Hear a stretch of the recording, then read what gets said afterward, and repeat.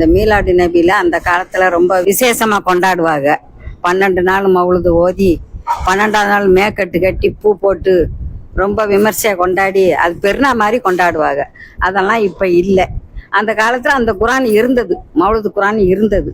அதனால அதை மக்கள் வச்சு ஓதி அதை பயனடைஞ்சாங்க. இப்ப அது இல்லைன்றீங்க, அதுக்கு என்ன காரணம்? அதாவது அம்மாவுடைய கேள்வி முன்னாடி காலத்துல எல்லாம் மௌலிது பெருநா மாதிரி ரபியுல் அவல் மாசத்துல பிறை 12 நாளும் விடிய மௌலிது ஓதி ஜேன்னு இருக்கும். பள்ளிவாசல் எல்லாம் கிராமத்துல நீங்க பாத்தீங்கன்னா பூந்தி கொடுக்கறது என்ன, லட்டு கொடுக்கறது என்ன, சீனியை கொடுக்கறது, அதுல பாதி பாக்கெட்டை வீட்டுக்கு எடுத்துட்டு போறது, இந்த காரியங்கள்லாம் நடக்கும். திடுதுப்புன்னு வந்துகிட்டு அதெல்லாம் ஒன்றும் கிடையாதுன்னு சொல்றீங்கல்ல, அது எப்படி நாங்க ஏத்துக்கிற முடியும்? நல்ல கேள்விதான். மௌலிது புக்கே இருக்கு அரபியில. இவ்வளவு தூரம் எப்படி இல்லாதது கொண்டு வந்து சேர்த்திருப்பாங்க? கேள்வி புரியுதா? மார்க்கத்துல இல்லைன்னு சொல்றீங்க, எப்படி இல்லாததை காலங்காலமா பெற்றோர் செஞ்சுட்டு இருப்பாங்க.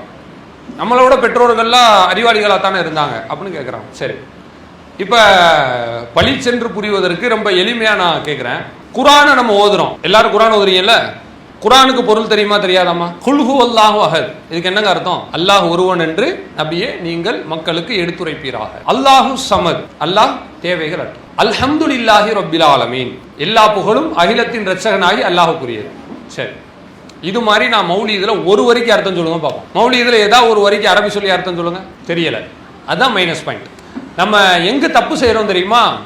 அரபியில இருக்குதா, அரபியில இருக்கிறது போய் தப்புன்னு சொல்லலாமா? நாங்க சின்ன பிள்ளைகளெல்லாம் பார்த்துருக்கோம். இந்த ஈராக்கு சண்டை நடக்கும் பாருங்களேன், திடீர்னு ரேடியோவில் அலைவரிசை அந்த ரேடியேஷன் கிடைச்சா அரபியில நியூஸ் வாசிப்பாங்க. அரபியில நியூஸ் வாசிக்கும் போது வீட்டில் இருக்கிற நன்னிமா பாட்டிமால என்ன செய்வாங்க, தலையில துணி எடுத்து போட்டுப்பாங்க, இப்படி போட்டுக்கிட்டு இப்படியே உட்காந்துருப்பாங்க. என்ன பண்றீங்க, என்ன செய்றீங்க அவனு கேட்டா சொல்லுவாங்க, பாத்தியா ஊதுறாங்க தம்பி. அவன் அங்க செய்தி வாசிக்கிறான், தகல்லம் அரபியில செய்தி வாசிப்பான், பாத்தியா ஊதுறான் தம்பி அப்படின்னு பயபக்தியா உட்காந்துட்டு இருப்பாங்க. அதை விடுங்க, காபத்துள்ளால தொழு வைப்பாங்கல்லம்மா, இன்னைக்கும் இருக்கு. அரபியில இந்த மக்கால தொழுகை நடத்துவாங்கல்ல, மஸ்ஜித் நபவிலையும் மஸ்ஜித் ஹரம்லையும் மக்கா மதீனால தொழுகை நடத்தும் போது அந்த வீடியோவை எடுத்து அல் ஜசீரா டிவியில லைவ்ல போடுவாங்க. இப்பயும் போனீங்கன்னா நீங்க பார்க்கலாம். இந்த டிவி வந்த புதுசுல எல்லாம் வீட்டில் அந்த சவுதியில் தொழுகை நடத்துகிற அந்த கிராத்து கேட்டுட்டா போதும், பின்னாடியே தொழுக ஆரம்பிச்சிருவாங்க சில பேர். அப்படி தொழ முடியாது மார்க் அடிப்படையில். இமாமை நீங்கள் பின்பற்றணும்னா உங்களுக்கு அவருக்கு தொடர்பு இருக்கணும். டிவியை பார்த்து தொழுதுட்டு இருப்பாங்க, அப்படி தொழக்கூடாது. டிவி திடீர்னு ஆப்பா கேபிள் கட் ஆயிடுச்சுன்னா என்ன பண்ணுறது, கரண்ட் போயிடுச்சுன்னா அது கூட தெரியாமல் நின்று தொழுதுட்டு இருப்பாங்க. இந்த அளவுக்கு மக்கள் அறியாமையில் இருந்தாங்க, படிப்பறிவு இல்லாமல். அந்த படிப்பறிவு இல்லைன்றது தான் மௌலிதை உள்ள கொண்டு வர்றதுக்கு ரொம்ப சாதகமா போச்சு. அதான் நான் உங்கள்கிட்ட திருப்பி கேட்கிறேன், குரான் முதல்ல வந்துச்சா மௌலிது முதல்ல வந்துச்சா? குரானுக்கு இன்னைக்கு வரை அர்த்தம் சொல்றோம்ல, மௌலிது 400 வருஷமா தானே இருக்கு, ஏன் அர்த்தம் தெரியல, தெரிய விடல? அதெல்லாம் நீ படிக்க கூடாது, அது உனக்கு புரியாது, பரம ரகசியம் என்பது போல பாதுகாத்து வைத்து கடைசியில அது என்னவென்றே தெரியாமல் ஆக்கி விட்டார்கள். நீங்க இல்ல, ஆலிம் சாக்கள் இருக்காங்கல்ல, அவங்களுக்கு மௌலிது எல்லாத்துக்கும் அர்த்தம் தெரியாது, குரானுக்கு அர்த்தம் தெரியும். அப்போ நீங்கள் நல்லா புரிஞ்சுக்குங்க, நம்மளுடைய மைனஸ் எங்கே இருக்குன்னு கேட்டால் மௌலிதுல என்ன இருக்குன்னே தெரியலையே, அதனால தான் புனிதம்னு நினைக்கிறோம். நான் என்ன சொல்கிறேன்னா, அரபியில் இருக்குமா, சரி, தங்க ஊசின்றதுக்காக கண்ணில் எடுத்து ஊற்றிக்கிற முடியுமா? அரபியில் இருக்கு, சரி, அரபிக்குன்னு தனி சிறப்பு ஏதாவது இருக்கா என்ன? அப்படிலாம் கிடையாது. ரசூலுல்லாஹ் சொல்கிறாங்க, லா ஃபதுலி அரபியின் அலா அஜமி, அஜமியை விட அரபிக்கு எந்த சிறப்பும் கிடையாது. அஜமின்னா என்ன தெரியுமா? அரபி பேசாத ஒரு மனிதன், அரபி பேசக்கூடிய இன்னொரு மனிதன், ரெண்டு பேர்த்துக்கும் ஒரே சமம் தான். அவன் மனுஷன் தான், இவனும் மனுஷன் தான். இவனை விட அவனுக்கு சிறப்பில்லை, அவனை விட இவன் வசதி கிடையாது, எல்லாம் ஒண்ணுதான். அதே மாதிரி தான் அரபி என்பதை ரசூல்லா அரபுக்காரங்களா இருந்தனால தான் அல்லாஹ் குரான் அரபியில கொடுத்திருக்கானே ஒழிய அரபிக்கும் தனி மவுசு கிடையாது, குரானுக்கும் தனி சிறப்பு இருக்கு. அது அரபிக்காக இல்லை, குரான்ல உள்ளது. இப்ப நீங்க நம்ம தமிழ் ஆளா இருக்கிறோம் அல்ல உருதுவா இருக்கிறோம், நம்மளை விட்டுருங்க. அரபுக்காரங்க இருக்காங்கல்ல, குரான வேற வார்த்தையில மாத்தி ஓத முடியுமா? அல்ஹம்துலில்லாஹி ரப்பில் ஆலமீன் வருது, இந்த இடத்துல ரப்புக்கு பதில அல்லாஹ்வுக்கு வேற ஏதாவது வார்த்தையை போட்டுக்குவோம், ரஹீம்னு போட்டுக்குவோம். அல்ஹம்துலில்லாஹி ரஹீமில் ஆலமீன் இப்படி நம்ம மாத்தி ஓரான்னு வச்சுங்க, இதை ஏத்துக்கிற முடியுமா? ஏன் ஏத்துக்கிற முடியாது? அரபியில தானே ஓதுனா, அப்படின்னாலும் ஏத்துக்கிற முடியாது. காரணம், குரான் அரபிங்கிறதுக்காக இல்லை, அது ஒரு யூனிஃபார்ம் வஹி, வஹியை மாற்றக்கூடாது. அப்போ நல்லா புரிஞ்சுக்குங்க, அரபி என்பதற்காக இஸ்லாத்தில் எந்த சிறப்பும் கிடையாது. அரபி என்பது தமிழ் போல, உருது போல, ஆங்கிலம் போல ஒரு மொழி, அவ்வளவுதான். இப்போ மௌலிதை எல்லாரும் ஏத்துக்கிட்டாங்கன்னு சொன்னா அரபியில இருக்குன்னு ஏத்துக்கிட்டாங்க. சரி, அரபியில் இருக்கு. அரபியில் என்ன இருக்கு தெரியலை. இப்போ நான் சொல்கிறேன், தெரிஞ்சுங்களேன். அதாவது நான் உங்கள்கிட்ட ரொம்ப எளிமையாக கேட்குறேன். மறைவான ஞானம் இருக்கு இல்லையா, 40 வருஷத்துக்கு பின்னாடி என்ன நடக்கும் என்பது யாருக்கு மட்டும்தாங்க தெரியும்? அல்லாஹ்வுக்கு மட்டும்தான் தெரியும். உங்களுக்கு தெரியுமா? எனக்கு தெரியுமா? இல்லை வேற யாருக்கா தெரியுமா என்ன? அப்படி ஒருத்தர் தெரியும்னு சொன்னான்னு வச்சுக்கோங்களேன், அவன் கண்டிப்பாக பைத்தியக்காரனாக தான் இருப்பான். யாராவது ஒரு ஆள் 40 வருஷத்துக்கு பின்னாடி என்ன நடக்கும் நான் உங்களுக்கு உட்கார்ந்து சொல்கிறேன்னு உட்கார்ந்தான்னு வச்சுக்கோங்க, கடைசியில் என்ன இருந்து தெரியுமா, அவன் லூஸாக போயிடுவான். அது எப்படி 40 வருஷத்துக்கு பின்னாடி போக முடியும்? நடந்து முடிஞ்சதை சொல்லலாம், அடுத்த வருஷம் என்ன நடக்கும், அடுத்த மாதம் என்ன நடக்கும்னு சொல்ல முடியுமா? அதெல்லாம் சொல்ல முடியாது. ஆக அந்த அடிப்படையில் வருங்காலத்தை அறியக்கூடிய முழு ஆற்றல் யாருக்கு மட்டும்தான் இருக்கு? அல்லாஹ்வுக்கு மட்டும்தான். இப்போ மௌலீத காலங்காலமாக நம்ம ஓதுறோம் இல்லையா, ஓதுறதை நீங்கள் நல்லா கவனிச்சுக்கங்க.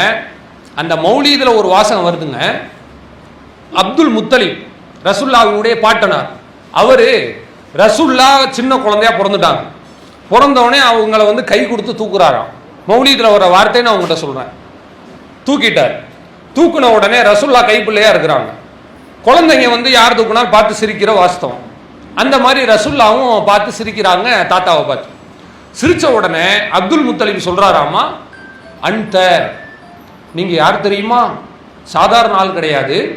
அல்லதி சும்மீத ஃபில் குர்ஆனி அஹ்மத், உங்களை பத்தி அல்லாஹ் குர்ஆன்ல அஹ்மதுன்னு சொல்லியிருக்கான். தாத்தா சொல்றார் பிள்ளைகிட்ட. இப்ப நான் உங்கள்கிட்ட சாதாரணமா கேட்கிறேன், ரசூலுல்லாஹ்க்கு அல்லாஹ் குர்ஆனை கொடுத்தான்லங்க, எத்தனையாவது வயசுல கொடுத்தான்? 40. 39வது வயசுல நமக்கு குர்ஆன் வரப்போகுது என்கிற செய்தி ரசூலுல்லாஹ்க்கு தெரியுமா? தெரியாது. தெரியாது. எப்போதான் தெரியும்? 40ல தானே தெரியும். 39 அறையில கூட தெரியாதே. அப்போ ரசூலுல்லாஹ் பிறந்து 40 வருஷம் கழிச்சு வரப்போற குர்ஆனை பிறக்கும் போது கை குழந்தையா இருக்கும் போதே 40 வருஷத்துக்கு பின்னாடி நடக்கிறத அப்துல் முத்தலிப் சொல்றாரு என்று மௌலீது சொல்கிறதே, இதை நீங்க ஏத்துக்கிறீங்களா இல்லையா? இதை ஏத்துக்கிட்டா என்ன அர்த்தம் தெரியுமா? நான் சொல்றது புரியாம கூட இருந்திருக்கலாம். 40 வருஷத்துக்கு பின்னாடி நடக்கிறது யாருக்கு தெரியும்? அப்துல் முத்தலிபுக்கு தெரியும்னு மௌலீது சொல்லுது. இதை ஏத்துக்கிறீங்களா இல்லையா? நான் ஏத்துக்கல. அல்லாஹ்க்கு மட்டும்தான் மறைவான ஞானம் தெரியும்ன்றதுல நம்ம உறுதியா இருக்கோம். அப்ப அப்துல் முத்தலிபுக்கும் தெரியும்னு வச்சா யாரையும் சமமாக்கிட்டாங்க? அல்லாஹ்வையும் அப்துல் முத்தலிபையும் சமமாக்கிட்டாங்க. இந்த மௌலீது நமக்கு வேணுமா? யோசிச்சு பாருங்க. ரெண்டாவது நான் உங்களுக்கு சொல்றேன், ரொம்ப இலகுவா நான் கேட்கிறேன். இந்த சின்ன குழந்தை குட்டி குழந்தைங்க எல்லாம் உட்காந்துருக்காங்க, இவங்ககிட்ட கேட்டா கூட தெரியும். பாவத்தை மன்னிக்கிறது யாருமா? தாராளமா அழகா சொல்லி அல்லாஹ் தானே. யாரும் யாருடைய பாவத்தை மன்னிக்க முடியுமா? என்ன முடியாது. மௌலீது சொல்லுது, நீங்க ரசூலுல்லாஹ்ட்ட போய் கேளுங்க, கஃபிரு அன்னி துனூபி, இறை முகமது நபி அவர்களே எங்க பாவத்தை நீங்க தான் மன்னிக்கணும், உங்களை விட்டா எங்களுக்கு வேற ஆள் கிடையாது. மௌலீது ஓதுறவர் சொல்றார்.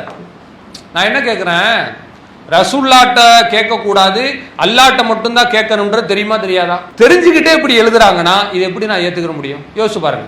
அவர் செஞ்சா மட்டும் தப்பு இல்லை, யார் யாரெல்லாம் தீமை செய்யறாங்களோ அவங்க எல்லாத்தையும் அழைக்கிறார்.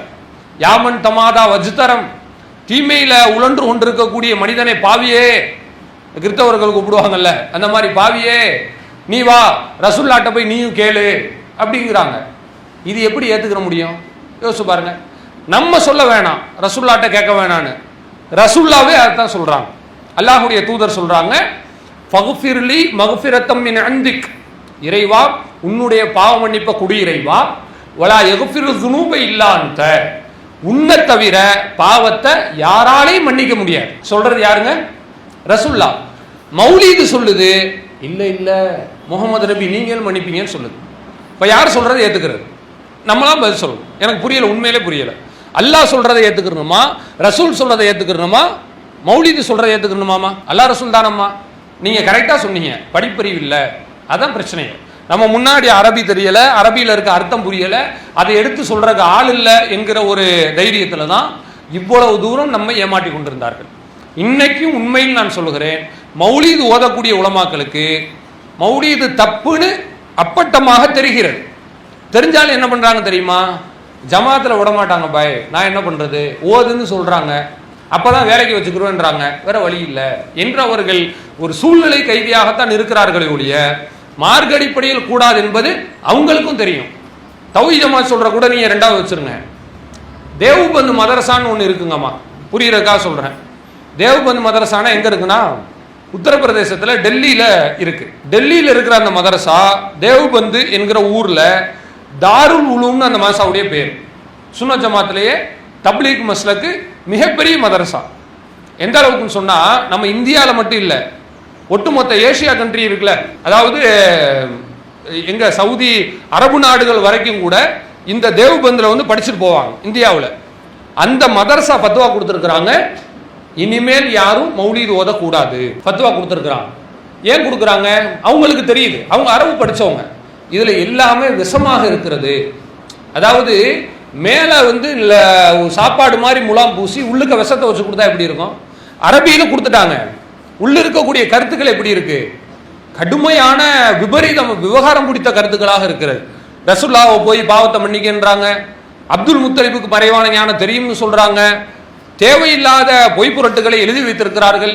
இப்படி இருக்கக்கூடிய சூழ்நிலையில இதை நம்ம ஓதணும்னு சொன்னா கண்டிப்பா மறுமையில நமக்கு வந்து சொர்க்கம் கேள்விக்குறியா போயிடும் என்பதைத்தான் நம்ம என்ன செய்யறோம், சொல்லி வருகிறோம். எனவே மௌலீத் என்பது கடந்த காலத்தில் நம்முடைய முன்னோர்கள் தெரிந்தோ தெரியாமலோ செய்து விட்டார்கள். நாம அதை செய்ய வேண்டிய அவசியம் இல்லை. அதான் நான் கேட்டேன், அந்த காலத்தில் தர்காவுக்கு போனாங்க, நம்மளும் இன்னைக்கு போக முடியுமா? தெரியாம செஞ்சாங்க, நம்ம இன்னைக்கு தெரிஞ்சோம், தவிர்த்துட்டோம். அன்னைக்கு வரதட்சணை கல்யாணம் பண்ணாங்க, நம்மளும் அப்படி செய்யவா முடியும்? தெரியல, அதனால நம்ம தெரிஞ்சுக்கிட்டோம், விட்டுட்டோம். நம்ம முன்னோர்கள் தொழுகையில பெருசா அக்கறை இல்லாம இருந்தாங்க, நாமளும் அதே மாதிரி எங்க அத்தா தொழுகலை, நானும் தொழுகாம இருக்கேன் தம்பி, அப்படி இருக்க முடியுமா? முடியாது. தெரிந்தால் மாற்றிக்கொள்ள வேண்டும். இதான் மார்க்கத்தில் உள்ளது. எனவே மௌலீதில் உள்ள ஏராளமான மார்க்கத்திற்கு விரோதமான கருத்துக்கள் இருக்கிறது. அதில் நேரத்தின் அருமை கருதி 3 விஷயங்களை மட்டும் சொல்லி இருக்கிறேன். இது அனைத்துமே அல்லாஹ்வினுடைய தன்மை. பாவத்தை மன்னிப்பது அல்லாஹ்வினுடைய தன்மை, மறைவான ஞானத்தை அறிவது அல்லாஹ்வினுடைய தன்மை, மனிதனுடைய குறையை நீக்குவது அல்லாஹ்வினுடைய தன்மை. இது எல்லாத்தையும் ரசூலுக்கு கொடுத்தா இந்த உலகத்தில் யாராவது ஏற்றுப்பாங்களா? ரசூலுக்கு விடுங்க. ஒரு தாய் ஒரு புள்ளையை பெத்தெடுத்துட்டாங்க, அந்த புள்ள மனசார இன்னொரு பெண்ணை கூப்பிட்டு நீங்க தான் என் உம்மான்னு சொல்லுது, யாராவது ஏற்றுப்பாங்களா? சொன்னா என்ன நடக்கும்? வீட்டில் நடக்கக்கூடாதுலாம் நடக்கும்ல. அப்ப அல்லாஹ்வை விட்டுட்டு இன்னொருத்தட்ட போய் நம்ம வந்து பாவ மன்னிப்பு கேட்டா இதெல்லாம் ஏற்றுக்குவானான்றதை நம்மளே என்ன செய்யணும், அடுக்குமா என்று யோசித்து பார்க்க வேண்டும். ஆக தெரியாமல் செய்து கொண்டிருந்தார்கள், தற்பொழுது தெரிந்தனால் நாம் வேண்டாம் என்று சொல்லுகிறோம், அவ்வளவுதான். தீமை என்று தெரிந்த பிறகு மீண்டும் அதில் நாம் தொடர்வது மார்க்க அடிப்படையில் மிகப்பெரிய தவறு. அதனால் அதை நம்ம தவிர்த்து கொள்ள வேண்டும். மௌலீது ஓதுவது, மீலாது கொண்டாட்டங்கள், இது அனைத்தும் மார்க்கத்திற்கு முரணானது. இது நபி அவர்கள் செய்யவில்லை, நபி தோழர்கள் செய்யவில்லை, இமாம்கள் கூட செய்யவில்லை, மார்க்கத்திலும் இல்லை. அதனால் நாம் செய்வது மார்க்கத்தில் கூடாது. அல்லாஹு அக்பர், அல்லாஹு அக்பர்.